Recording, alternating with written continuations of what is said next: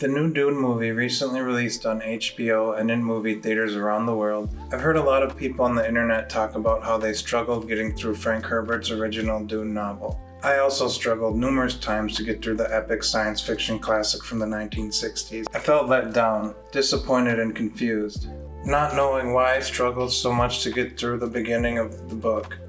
After learning about Omniscient third-person point of view, a light bulb went off in my head, and I finally realized why Dune was so hard for me to get into. I've since read the audiobook, and I've found many reasons why the Frank Herbert novel hasn't aged the best for the modern reader. But in this video, I'm going to stick to why the style of Omniscient third-person point of view is out of date, and maybe the reason why others like myself have struggled to crack the Dune books. The third-person omniscient point of view gives the narrator godlike control over the yarn they are spinning. They often interject information about the history of the story and even their own personal musings into the narrative, spending an exorbitant amount of time with detailed description of objects, landscapes, customs, and characters, as well as giving the reader an inside seat to multiple characters' inner thoughts without alternating chapters or scenes. This type of narration was popular in the Victorian era, making for long, detailed reads. A famous example would be any Charles Dickens novel. The authors often jumped to one character's internal thoughts to another's, in the same scene and sometimes even the same page.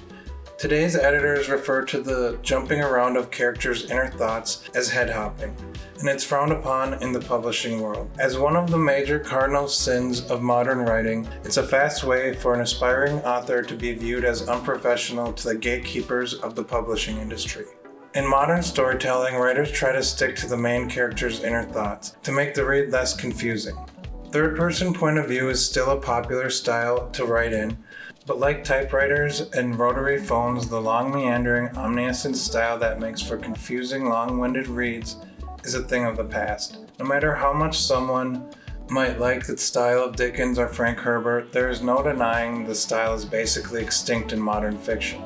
Head-hopping in particular runs rampant in the Dune books, making it very difficult for most modern readers to digest. But with that being said, like a classic Dickens novel, many people still enjoy the Dune books and its omniscient style. Like Dickens, there are great prose in Dune, and it's hard to imagine the story told in any other way. Some people love the omniscient style of yesteryear, but they will have trouble finding newer titles in this style. If you do thirst for the good old omniscient style, there are many novels from the past to sink your teeth in.